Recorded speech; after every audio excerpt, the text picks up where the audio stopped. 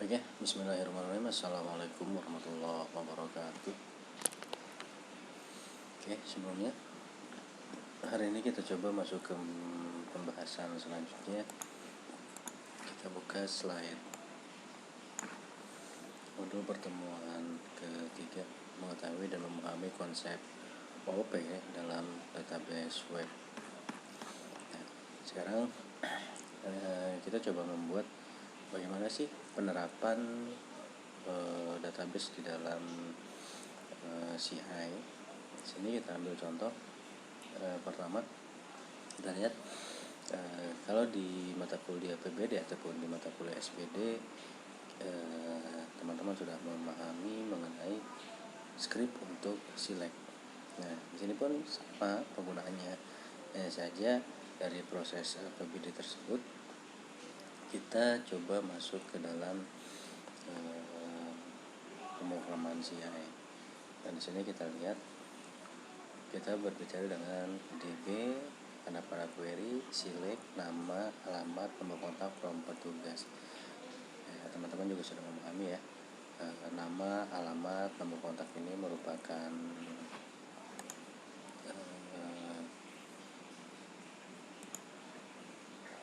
field, sedangkan petugas ini adalah nama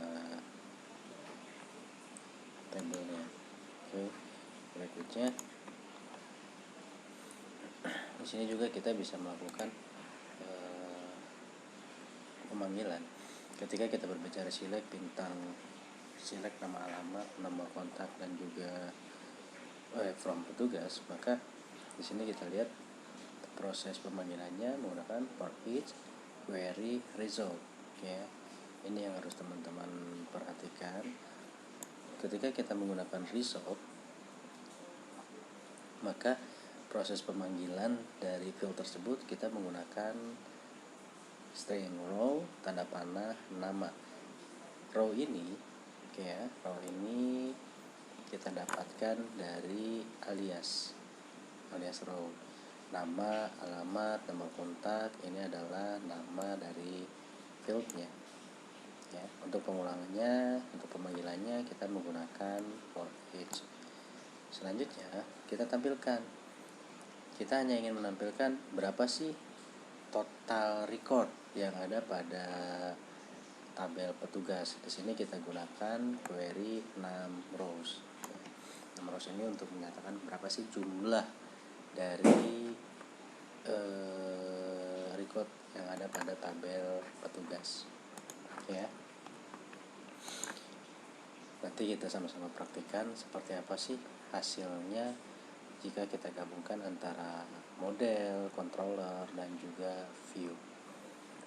Nah, berikutnya di sini kita menggunakan fungsi pemanggilannya dengan menggunakan result array. Ketika kita menggunakan result array, maka untuk menampilkannya kita gunakan string row. Sama, string row berasal dari aliasnya. Lalu kali ini kita menggunakan kurung siku. Kalau tadi sebelumnya kita menggunakan tanda panah, maka di sini kita menggunakan kurung siku. Nama, alamat, nomor kontak ini merupakan field dari tabelnya petugas.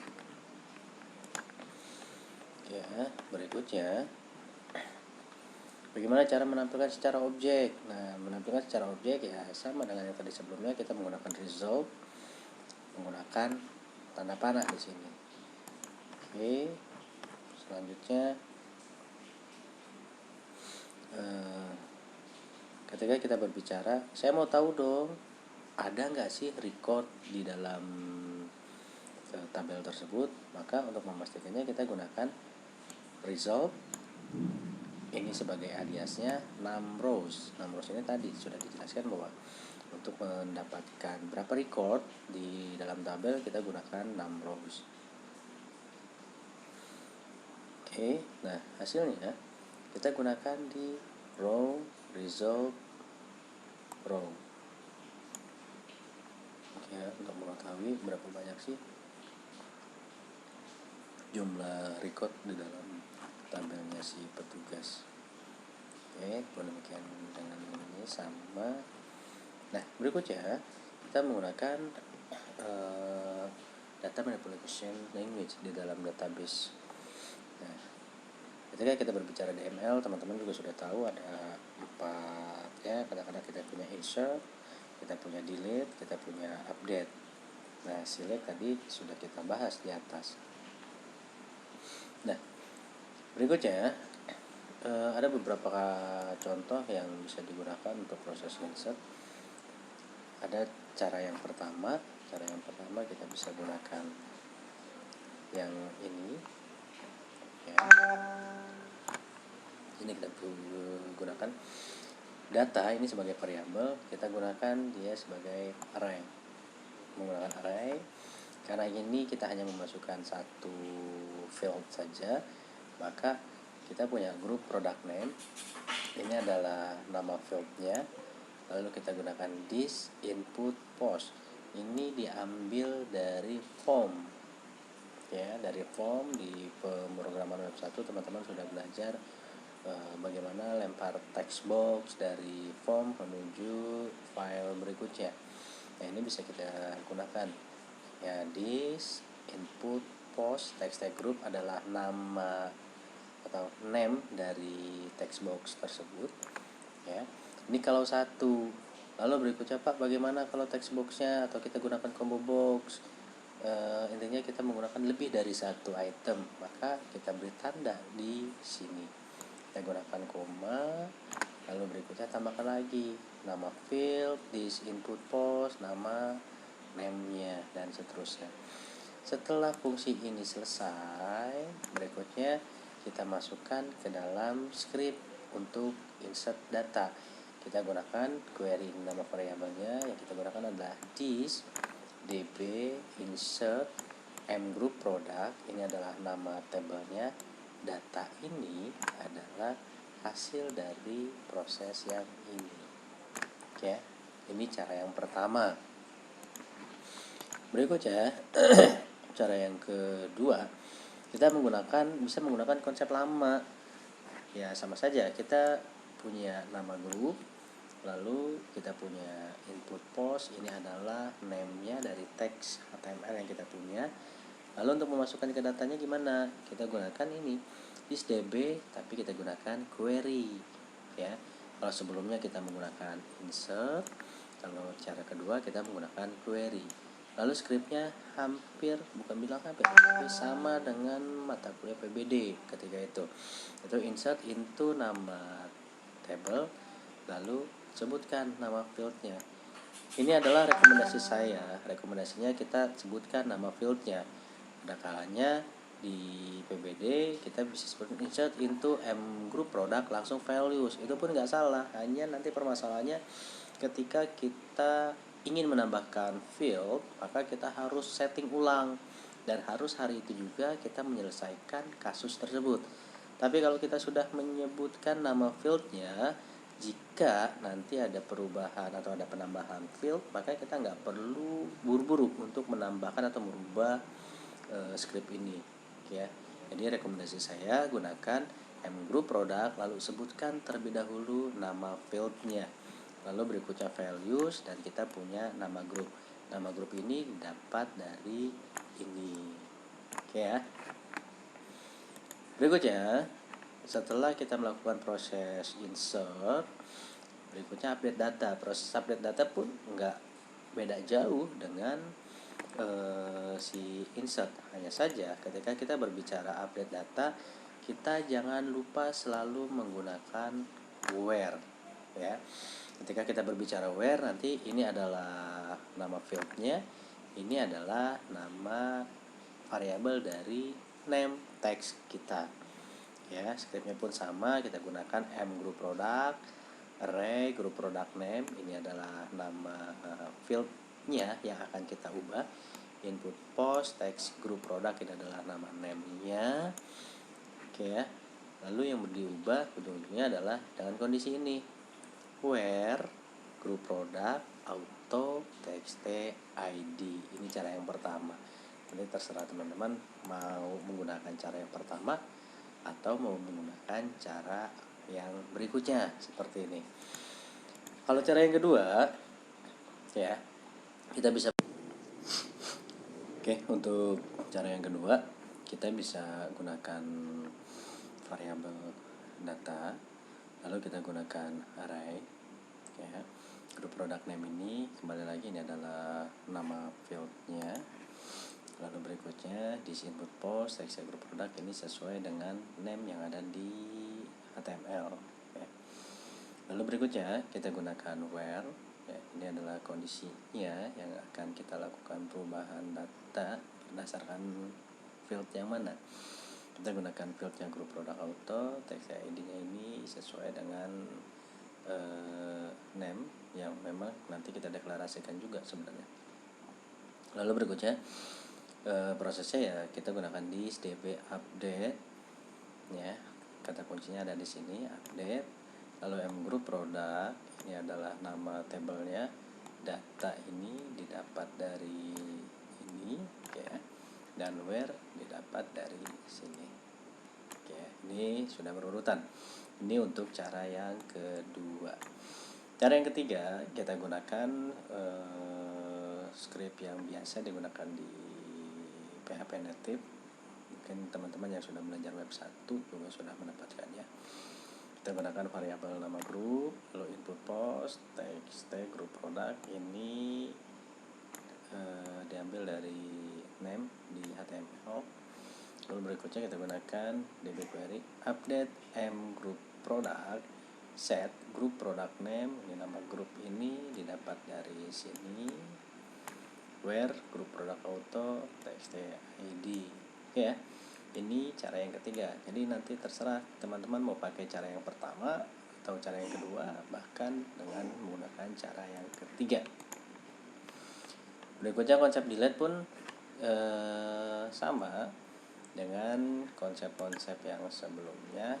Ini juga kita punya 3 cara. Yang pertama, cara yang pertama, kembali lagi ini adalah nama tabelnya, ini kondisi yang akan kita hapus, ya. Ini cara yang pertama. Cara yang kedua, atau bisa kita gunakan db where group product auto, ini field kunci yang akan kita hapus. ID ini adalah nama name yang sudah kita deklarasikan dalam bentuk ID. Lalu yang berikutnya kita gunakan delete mgroup product. Jadi nanti hasilnya akan, ini adalah cara kedua, nanti hasilnya akan sama dengan cara yang ketiga ini, ya. Kita gunakan db query delete from mgroup product where group product auto ID, ya. Ini konsep untuk delete. Berikutnya kita gunakan select data pun sama caranya. Teman-teman bisa menggunakan cara yang pertama dengan get. Jadi ini sama saja dengan select bintang from mgroup product, ya. Ini cara yang pertama. Ini cara yang pertama. Berikutnya ini adalah cara yang kedua. Teman-teman pun bisa menggunakan ini, mana yang lebih familiar dengan teman-teman, ya. Lalu berikutnya, jika nanti teman-teman menggunakan limit, maka ya bisa gunakan juga. Ini adalah berapa record sih yang akan kita ambil, dimulai dari indeks yang ke-0, ya. Ini cara yang pertama. Yang cara yang kedua, select bintang from mgroup product limit ke 0, berarti indeks yang ke-0 sebanyak 3 record, itu ya. Ini cara yang kedua. Dan seterusnya nanti teman-teman bisa lihat di modul kita punya where, kita punya field tertentu yang akan kita ambil, ya. Kita punya select max dan seterusnya sampai di sini sih saya buat sampai dengan select sum, ya. Nah, ini yang didapat dari modul yang ketiga. Selanjutnya teman-teman silakan buka edisiannya juga, di download, diunduh untuk modul pertemuan yang ke-5, ya. Teman-teman bisa ambil modul pertemuan yang ke-5, ya. Dan di sini kita akan kombinasikan. Kalau pertemuan sebelumnya kita sudah bahas mengenai bagaimana pemanfaatan model, view, dan controller. Itu masih dalam bentuk basicnya. Nah, sekarang kita coba manfaatkan penggunaan yang lebih kompleksnya, gitu ya. Contoh yang di sini kita menggunakan array. Oke. Nah, ketika kita berbicara konsep array, sama juga, ingat ya, ketika kita sudah menggunakan CI underscore controller, maka silakan teman-teman simpan file tersebut pada folder controller dengan nama filenya adalah layout.php sesuai dengan nama kelasnya. Oke, contoh kasus berikut ini kita gunakan fungsinya index mission default ya. Kita gunakan data, lalu kita gunakan array. Di sini kita punya title hello world, lalu postnya ya. Ini adalah variabel sebenarnya nanti akan kita panggil. Postnya adalah posting, lalu message-nya adalah pesan saya adalah. Karena kita simpan di dalam variabel data, lalu kita ingin menampilkan ya, kita ingin menampilkan controller tersebut di dalam file bernama layout yang ada di dalam folder view. Lalu isinya adalah data ini.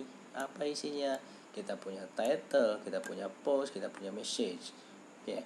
Ini nanti pemanggilannya kita panggil variabel si datanya. Lalu berikutnya gimana hasil yang akan dibuat atau yang dipanggil di dalam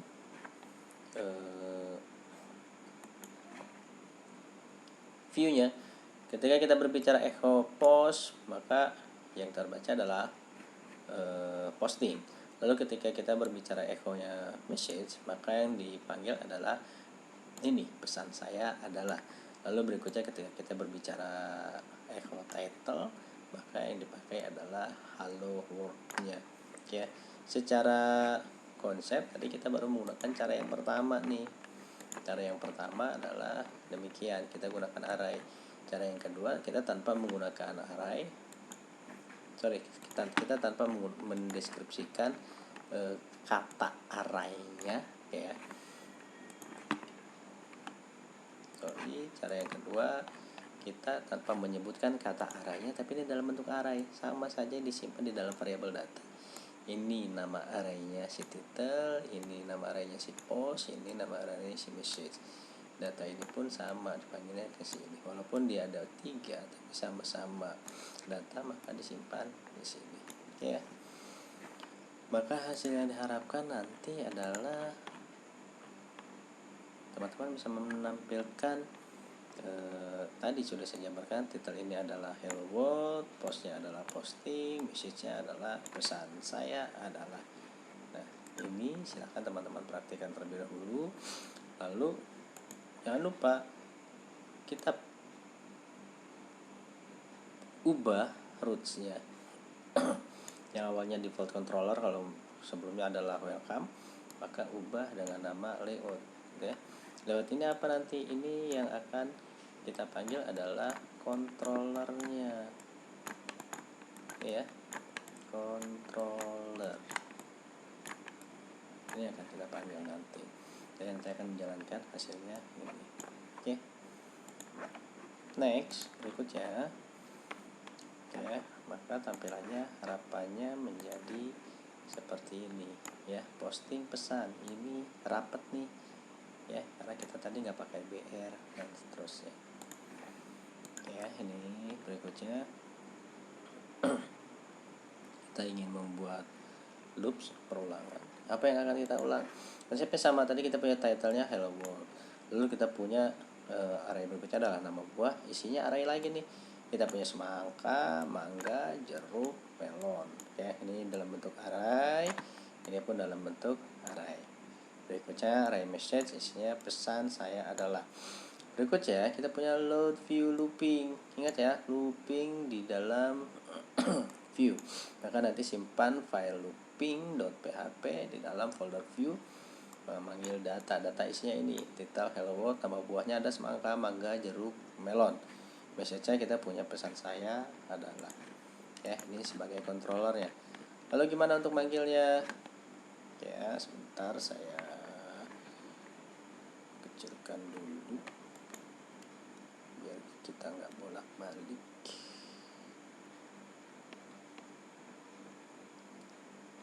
Oke. Berikutnya kita memanggilnya ya sama. Kalau tadi title ini kita punya Hello World, berikutnya karena nama buahnya banyak ya, ada semangka, mangga, jeruk, melon. Untuk memanggilnya kita gunakan ini, for each. Nama buah ini adalah si array field, si nama buah kita aliaskan dia sebagai buah ya. Echo buah. Ketika kita sudah menggunakan for it dan di ini adalah aliasnya buah, maka kita akan lihat berapa kali perulangan. Kalau kita punya semangka, mangga, jeruk, melon, dia ada punya 4, maka dia akan melakukan 4 kali perulangan dan menyebutkan satu-satu. Buah yang pertama adalah semangka, buah yang kedua adalah mangga, buah yang ketiga adalah jeruk, buah yang keempat adalah melon. Lalu setelah selesai dia akan keluar di sini echo message. Message-nya apa? Ini tadi pesan saya adalah, maka di sini nanti akan muncul semangka, mangga, jeruk, melon. Kok bisa 4 seperti itu? Karena ingat, di dalam variabel buah kita di sini punya titik ya.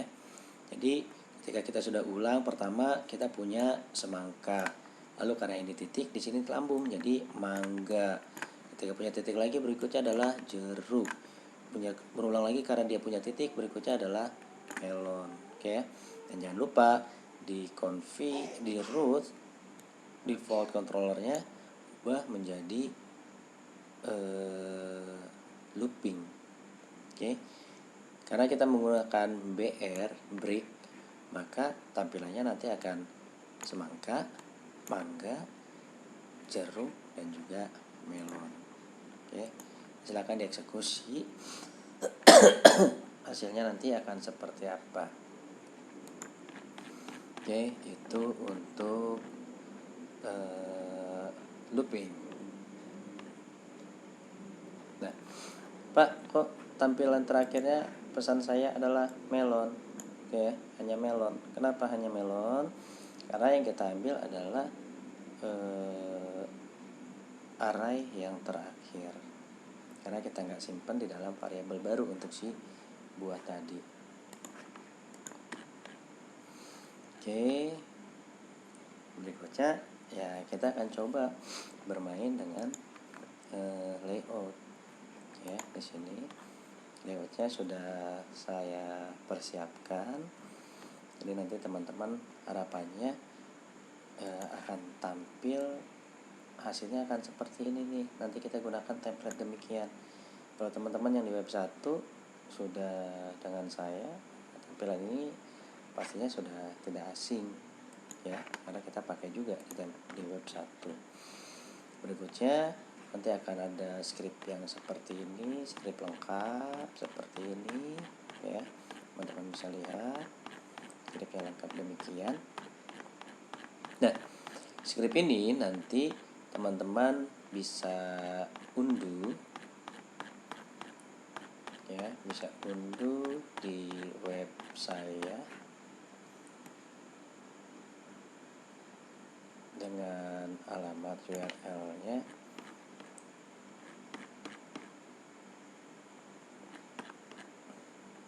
adalah ini ya. Ini teman-teman unduh ya. Dari web ini teman-teman pecah nanti menjadi header, menjadi footer, menjadi menu, dan juga menjadi home ya. Kalau misalnya sudah berhasil, maka hasilnya pun akan sama seperti tampilan sebelum dipecah ya. Hasilnya harapannya menjadi seperti ini ya. Selamat dipelajari. Setelah pertemuan ini kita langsung eksekusi ke database agar tugas besar teman-teman pada pertemuan ke-6 dan ke-7 ini bisa dipresentasikan ya. Karena pertemuan ke-6 dan ke-7 wajib presentasi, maka nanti silakan teman-teman buat per kelompok sesuai dengan kelompok yang telah ditentukan. Dari kelompok 1 sampai kelompok sekian itu di pertemuan ke-6, lalu dan selanjutnya di pertemuan yang ke-7. Jadi silakan dikerjakan Silahkan memberikan kontribusi untuk masing-masing anggota kelompok, jadi biar mendapatkan hasil yang maksimal. Oke, untuk pertemuan kali ini saya akhiri. Wassalamualaikum warahmatullahi wabarakatuh.